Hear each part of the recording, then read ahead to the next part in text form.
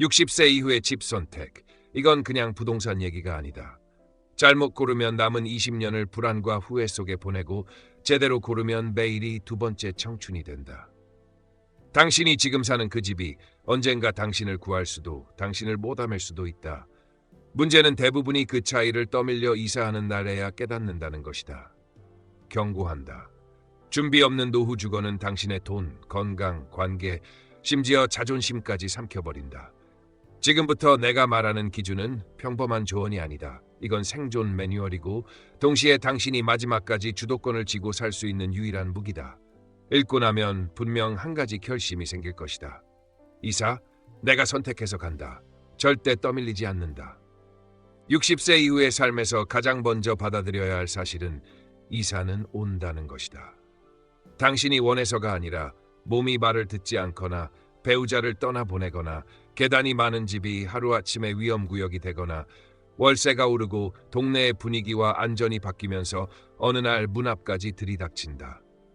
대부분의 실패는 그 순간까지 미루는 데서 시작된다. 준비 없는 이사는 당황을 부르고 당황은 나쁜 계약을 부르고 나쁜 계약은 외로움과 불안을 부른다. 그러니 지금 해야 할 일은 단 하나, 떠밀리는 이사를 내가 선택한 이동으로 바꾸는 전략을 세우는 것이다. 우선 현실 점검부터 하라. 하루의 동선을 기록하고 오르내리는 계단 수와 손잡이를 잡는 횟수를 세고 밤길의 밝기와 집 앞까지의 동선 안전도를 체크하라. 낙상 위험, 만성 통증, 수면의 질, 새벽에 도움을 요청할 수 있는 사람의 수와 연락 시간대를 수치로 적어보면 당신의 현재 집이 언제, 어떤 계기로 위험선에 진입하는지가 보인다. 다음으로 트리거를 명확히 설정하라. 예컨대 혼자서 장보기와 쓰레기 배출이 2번 연속 실패하면 병의원 방문 빈도가 월 3회를 넘기면 밤중 불안으로 2달 연속 현관문을 재확인한다면 이사결정 프로세스를 자동 발동하는 것이다. 결정을 미루지 않으려면 데드라인과 역할을 정하라. 본인은 1차 판단, 자녀 또는 신뢰하는 지인은 2차 검증, 법률 제정 자문은 외부 전문가로 고정하고 각 단계의 최대 소요 시간을 명확히 적는다. 비상 포트폴리오도 지금 꾸려라. 신분증, 의료 요약, 복용약 목록, 주치의와 응급 연락처, 금융 계좌 목록, 주거 관련 권리 의무 문서, 요긴한 현금과 교통카드는 한 번에 들고 나올 수 있도록 준비한다. 시나리오 설계는 최소 3가지가 필요하다. 시나리오 A, 건강이 유지되는 3, 4, 5년. 시나리오 B, 보행 가사 보조가 필요한 1, 3년. 시나리오 C, 단기간 집중 돌봄이 필요한 위기 6개월. 각 시나리오마다 어디로, 누구에게 SOS, 얼마를 어떤 순서로 지출할지를 표로 만든다. 물건은 오늘부터 줄인다. 버릴지, 기부할지, 보관할지 48시간 내 결정 원칙을 세우고 정서적 가치가 큰 소수만 남긴다. 짐이 가벼워져야 이동도 가벼워진다. 일상의 리허설도 하라. 이동 후보 지역을 일주일 체류하며 아침, 점심, 저녁 동선을 실제로 밟고 평일과 주말을 나눠 소음과 혼잡을 직접 체감한다. 이동의 핵심은 감정이 아니라 데이터다. 마지막으로 가족과의 합의를 문서로 남겨라. 어떤 신호가 오면 언제까지 어디로 이동한다는 약속을 서면으로 명확히 하고 이 약속을 파기할 수 있는 예외 조건도 함께 적는다. 이 모든 준비의 목적은 단순히 이사 자체가 아니다. 남은 시간을 당신이 통제하고 당신의 리듬으로 살아내기 위함이다. 준비한 사람만이 떠밀리지 않는다. 당신이 오늘 펜을 들어 체크리스트에 첫 칸을 표시하는 순간 이미 절반은 이겼다. 작게 살아야 한다는 말은 노년 주거 전략에서 너무 쉽게 받아들여진다. 자녀들이 모두 독립했으니 부부 둘만 사는데 큰 집이 무슨 필요냐? 청소도 편하고 관리비도 줄어드니 작을수록 좋다는 생각이 당연하게 들린다. 하지만 이 단순한 결론이 불러오는 부작용을 실제로 경험한 이들은 결코 가볍게 말하지 않는다. 지나치게 좁은 공간은 초반 며칠은 아늑하지만 곧 숨막히는 감옥이 된다. 식탁 하나 둘 공간이 없고 손님을 맞이할 여유도 사라지며 옷과 책, 생활도구가 바닥과 벽을 점령한다. 매일 아침 일어나면 이건 버릴까 말까 고민하다가 하루를 허비하고 결국은 앉을 자리 하나 간신히 남는 집이 된다. 이런 환경은 단순한 불편을 넘어 심리적 여유를 파괴한다. 눈에 보이는 물건의 압박감이 뇌를 끊임없이 자극해 불안과 피로를 키우고 여유로운 대화를 나눌 공간마저 빼앗는다. 그러니 노년의 집 크기를 줄이는 일은 무조건적인 축소가 아니라 필요를 덜어내고 여유를 남기는 계산이 되어야 한다. 전문가들이 권하는 최적 면적은 18서 20평, 즉 부부 각자 쓸 수 있는 방 하나씩과 함께 쉴 거실 하나가 있는 구조다. 각자의 방은 단순히 잠만 자는 곳이 아니라 취향을 유지하고 독립성을 지키는 공간이다. 거실은 함께 식사하고 대화하며 관계를 유지하는 중심 무대다. 이를 위해 가구 배치는 가변성을 갖춰야 한다. 벽 붙박이장을 활용해 수납력을 확보하고 이동식 가구로 공간을 상황에 맞게 바꿀 수 있도록 한다. 집을 줄이기 전에 반드시 물건 다이어트를 먼저 실행하라. 생활 필수품 목록을 만들고 1년 이상 사용하지 않은 물건은 과감히 처분하거나 기부한다. 줄이는 것은 크기가 아니라 스트레스다. 또한 조망과 채광, 환기는 좁은 집일수록 더 신경 써야 한다. 작은 공간에서 답답함을 줄이는 유일한 방법은 시야를 열고 공기를 순환시키는 것이다. 창문은 가급적 양방향으로 두고 바깥 풍경이 시야를 막지 않는 층과 방향을 선택하라. 마지막으로 공간의 여유는 면적이 아니라 활용도에서 나온다는 점을 기억하라. 같은 20평이라도 수납과 동선이 정리된 집은 30평처럼 넓게 느껴지고 어수선한 집은 10평처럼 답답하다. 노년의 집은 단순히 몸을 누이는 장소가 아니라 하루하루를 온전히 호흡할 수 있는 그릇이어야 한다. 그래서 크기를 줄일 때는 숫자가 아니라 삶의 질을 기준으로 삼아야 하며 좁아도 괜찮다가 아니라 좁아도 숨이 트인다가 목표가 되어야 한다. 병원 옆으로 이사 가겠다는 생각은 당장 안심이 되는 듯하지만 실제로는 마음을 먼저 병들게 하는 결정이다. 사이렌 소리와 비상경고음은 하루 종일 불안을 상기시키고 창밖의 구급차는 언젠가 그 자리가 나일지도 모른다는 예감으로 일상을 갉아먹는다. 병원은 치료를 기다리는 곳이지 사는 곳이 아니다. 노년의 삶을 탄탄하게 만드는 주소는 병원 옆이 아니라 삶의 중심 옆, 즉 복지관, 주민센터, 도서관, 작은 공원, 시장과 문화공간이 엮여있는 생활 클러스터다. 이곳에서는 아침에 가벼운 식사 프로그램으로 하루 리듬을 맞추고 오전엔 건강 강좌나 스트레칭 수업, 점심엔 저렴하거나 무료에 가까운 급식을 함께 먹으며 자연스럽게 대화를 나누고 오후엔 합창, 서예, 공예, 디지털 문해 같은 배우는 즐거움을 채운다. 귀가 길에는 소형마트에서 장을 보고 공원 벤치에서 햇빛을 쬐며 하루를 정리한다.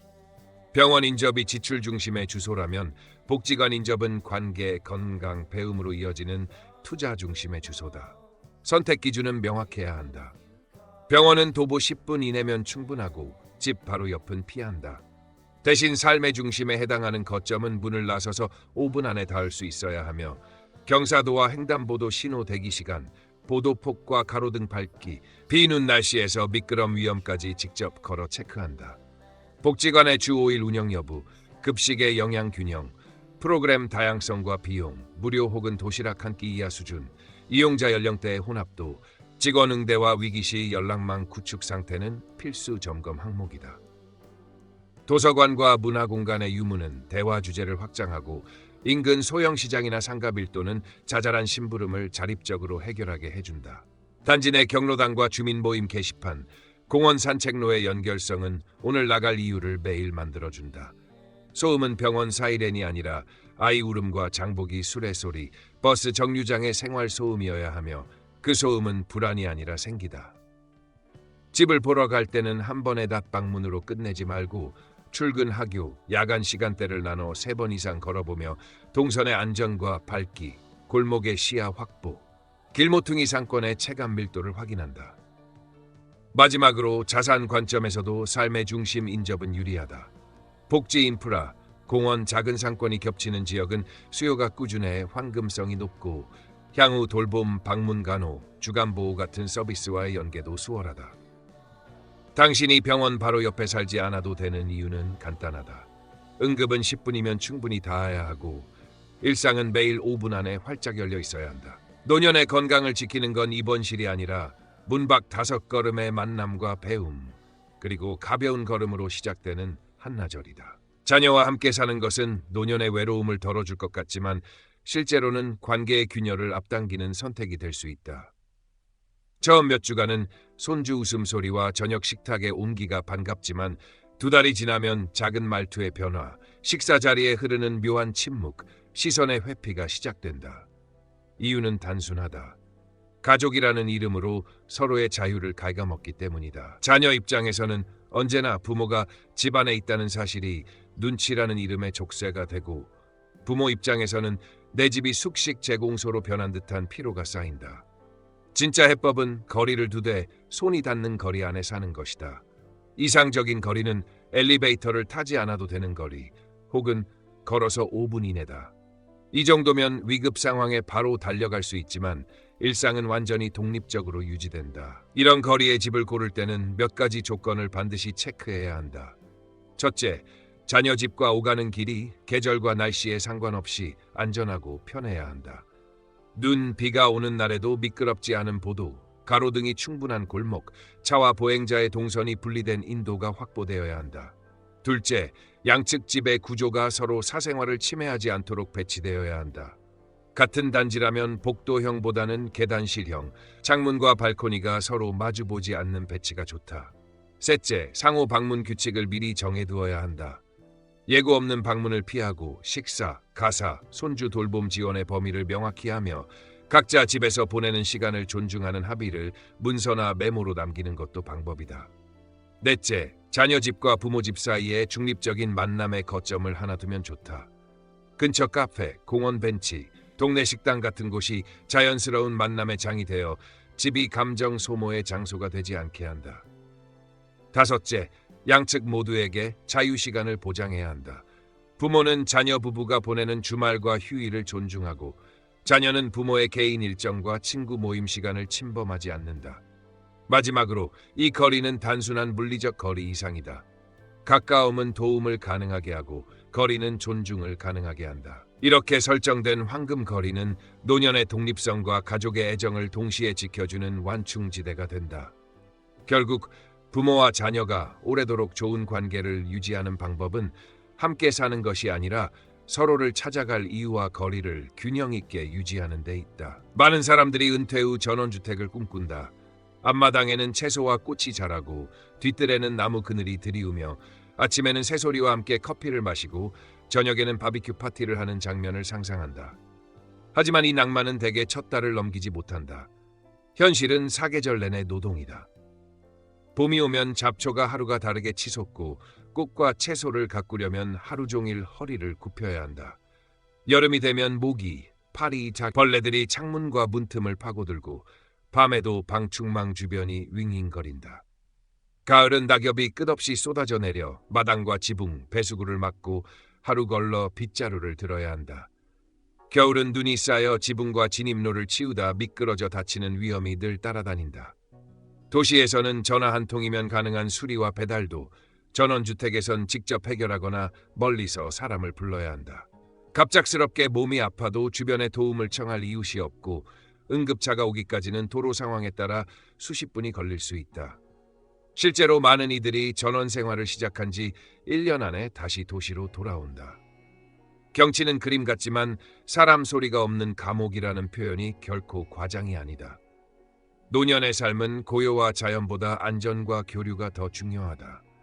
대화를 나눌 사람이 없고 비 오는 날 문 밖을 나설 이유가 없는 생활은 빠르게 고립감을 키우고 이는 곧 건강 악화로 이어진다. 특히 나이가 들수록 돌발 상황에 대처할 수 있는 즉시 대응망이 절대적으로 필요하다. 전원주택은 이런 구조적 한계를 안고 있다. 전원에서 살고 싶다면 최소한의 조건이 갖춰져야 한다.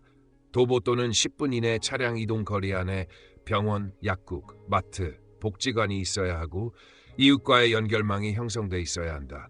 집 주변에 사람이 오가는 길과 마을 모임 공간이 있고 응급 상황에 즉시 도움을 요청할 수 있는 네트워크가 확인돼야 한다.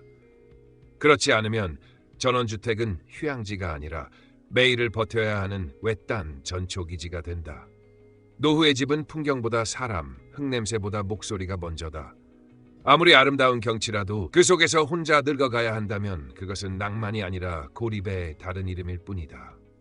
나이가 들수록 약국이나 병원보다 더 중요한 것은 걸을 수 있는 땅이다. 걷기는 심장질환, 고혈압, 당뇨병, 우울증, 불면증까지 거의 모든 만성 질환을 예방하는 최적의 처방이다. 그러나 운동 좀 해야지라고 마음먹어도 오래 지속하지 못하는 가장 큰 이유는 집 근처에 걸을 만한 장소가 없기 때문이다. 인도가 좁고 자동차가 옆을 쌩쌩 달리며 시멘트와 아스팔트뿐인 환경은 걷기를 즐거움이 아닌 위험과 스트레스로 바꿔버린다. 반대로 나무가 줄지어 있고 바람이 통하는 산책로, 호수와 연못, 잔디밭과 벤치, 햇볕이 포근하게 내려앉는 쉼터가 있는 동네라면 이야기가 달라진다. 이런 곳에선 걷는 행위가 해야 하는 의무에서 하고 싶은 일상으로 변한다.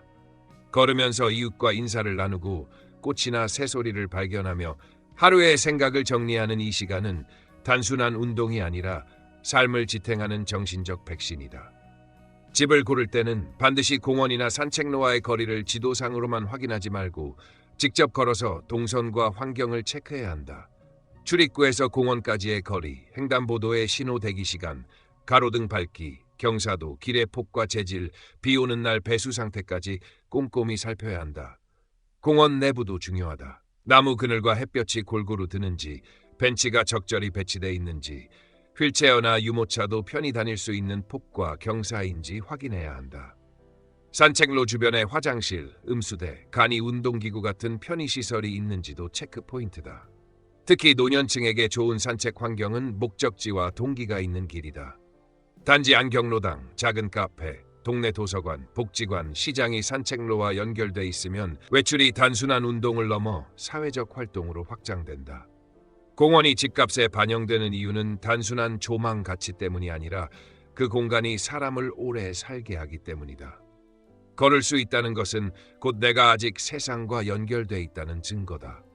집은 발을 디디는 땅을 품고 있어야 하고 그 땅은 단단하고 안전하며 매일 나가고 싶은 유혹을 줄 만큼 매력적이어야 한다.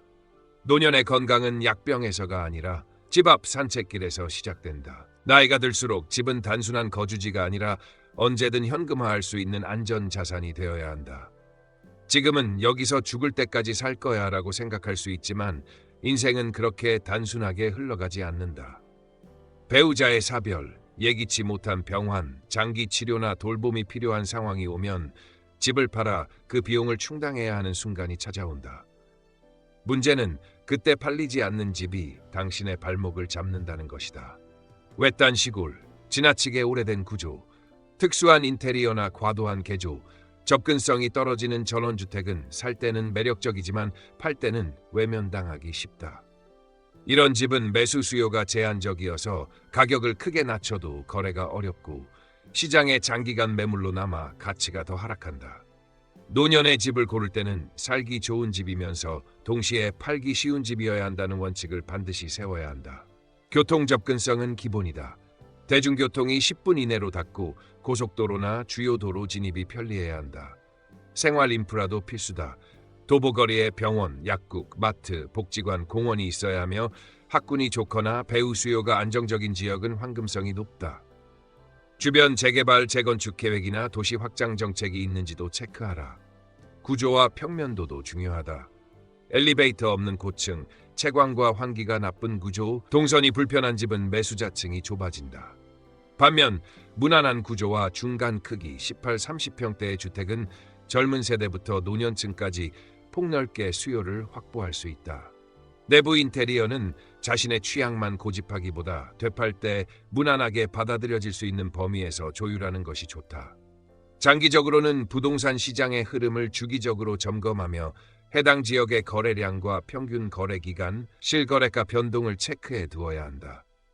마지막으로 집은 단순한 쉼터가 아니라 위기 시 당신을 구해줄 비상금 통장이 되어야 한다. 황금성이 낮은 집에 묵히면 당신도 자녀도 가족 전체의 선택지가 좁아진다. 노년의 마지막 집은 내가 원하는 만큼 머물 수 있고 필요할 땐 언제든 떠날 수 있는 집이어야 한다. 그 자유를 지켜주는 것이 곧 당신의 삶을 지키는 일이다. 실버타운은 겉으로는 안전과 편의를 완벽하게 제공하는 호텔처럼 보이지만 안으로 들어가면 일상의 주도권이 서서히 사라지는 편한 감옥이 되기 쉽다. 단일 세대가 모여있는 구조는 대화의 스펙트럼을 좁히고 정해진 시간표에 맞춰 식사, 운동, 오락이 반복되면 하루의 기대와 우연이 증발한다. 직원의 세심한 케어가 처음엔 든든하지만 시간이 지날수록 스스로 결정하고 움직이던 근육이 약해져 학습된 무기력이 자리 잡는다. 시설은 호텔인데 마음은 감옥 같다는 말이 나오는 이유다. 입주비가 크고 환불 규정이 까다롭기 때문에 잘못된 선택은 곧 거주 자유의 상실로 이어진다. 본질은 단순하다. 노년의 좋은 집은 누가 챙겨주는 집이 아니라 내가 살아내는 집이어야 한다. 만약 실버타운을 고려한다면 기준을 뒤집어보라. 첫째, 프로그램의 개수보다 내가 고를 수 있는 자유를 확인하라. 식사 시간, 메뉴 대체, 개별 취사 가능 여부, 귀가 제한 시간과 외박 외출 절차, 방문객 수와 시간 제한, 개인 공간에서의 취미, 작업 허용 범위가 주도권의 핵심이다. 둘째, 의료 돌봄의 밀도가 높은 곳일수록 외부 네트워크로 연결되는 문이 활짝 열려 있는지 점검하라. 단지 밖 도서관, 복지관, 동호회, 시장, 공원으로 이어지는 동선이 안전하고 가벼운 산책과 만남으로 하루를 확장할 수 있어야 한다. 셋째, 단일 연령의 섬이 아닌 세대 혼합의 다리를 가진 곳을 고르라.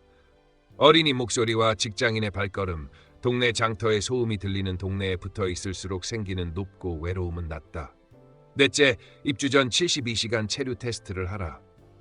출근 시간대, 오후 야간을 모두 경험하며 소음, 조도, 동선, 직원 응대, 응급 대응을 직접 확인하고 입주민에게 여기서 무엇을 배우고 무엇을 포기했는지를 묻는다. 다섯째, 계약서는 돌봄 옵션화, 주도권 기본값이 되는지 따져라. 입퇴거 페널티, 입주비 환불 조건, 서비스 묶음 강제 여부, 요금 인상 트리거, 개인 도우미, 외부 서비스 반입 가능성 등을 숫자와 조항으로 확보해야 한다. 여섯째, 스스로의 주체성 지수를 매일 측정하라. 오늘의 일정 중 내가 결정한 항목이 몇 개인지, 새로운 사람, 장소, 활동을 주 3회 이상 만들고 있는지, 하루 1회 외부 만남이나 동네 산책을 했는지 체크리스트로 관리한다. 일곱째, 돌봄의 안정과 일상의 활력을 분리해 설계하라.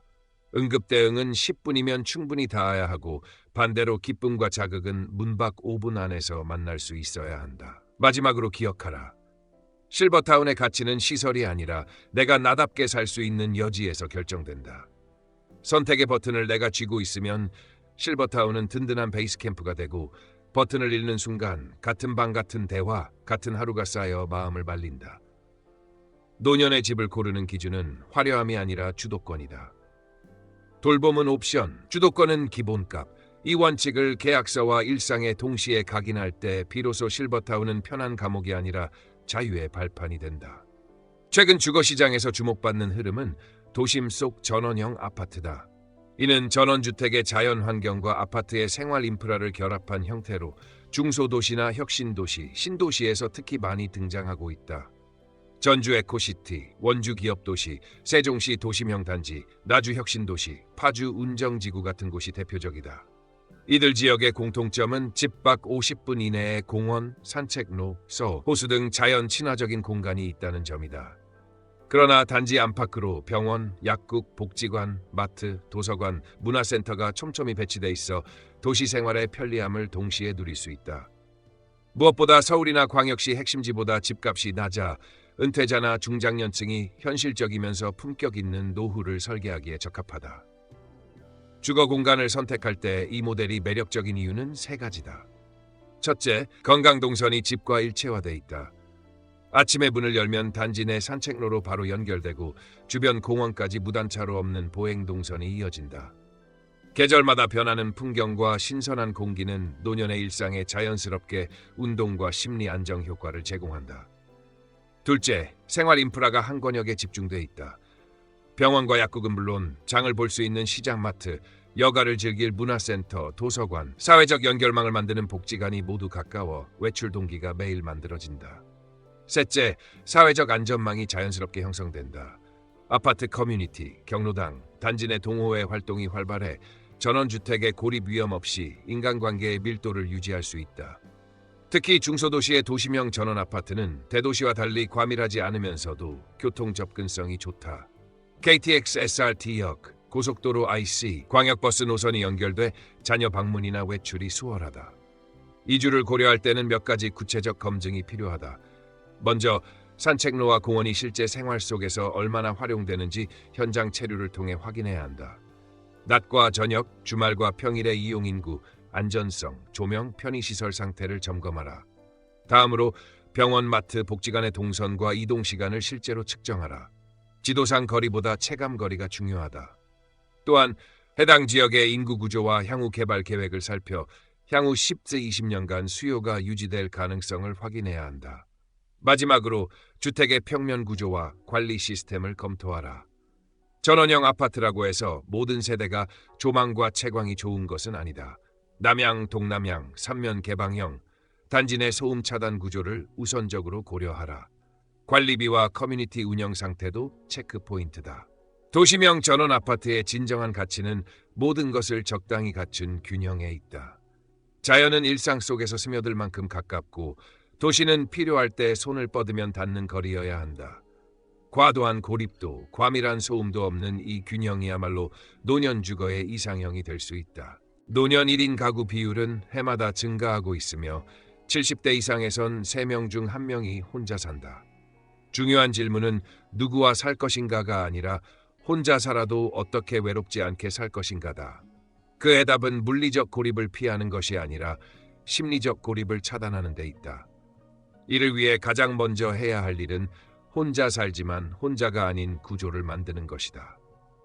같은 아파트 단지에 내 이름을 기억해주는 경비원, 매일 아침 인사를 나누는 이웃, 복지관이나 주민센터에서 나를 알아봐주는 사람, 한두 명만 있어도 사회적 연결망은 살아있다.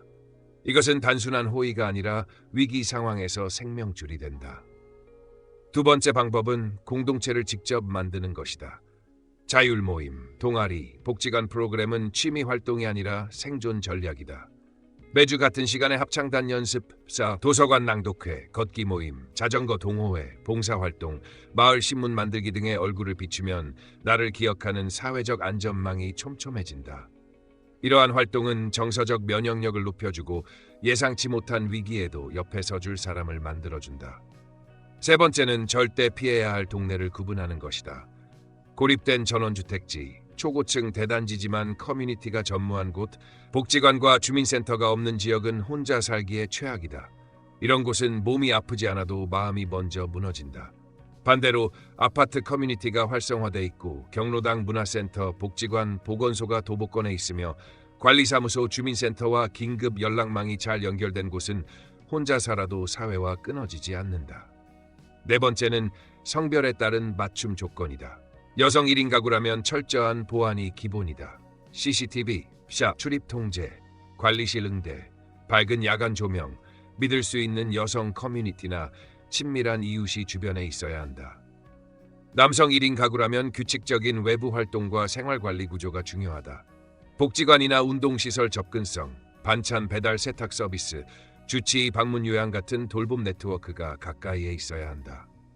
또한 혼자 살더라도 매일 사회와 연결되는 습관을 갖는 것이 필수다. 하루 한 번은 외출해 사람과 눈을 마주치고 주 3회 이상은 새로운 대화나 만남을 만들며 월 1회는 낯선 활동이나 장소를 경험하는 계획을 세운다. 핵심은 나는 여전히 이 사회의 일부다라는 감각을 매일 확인하는 것이다.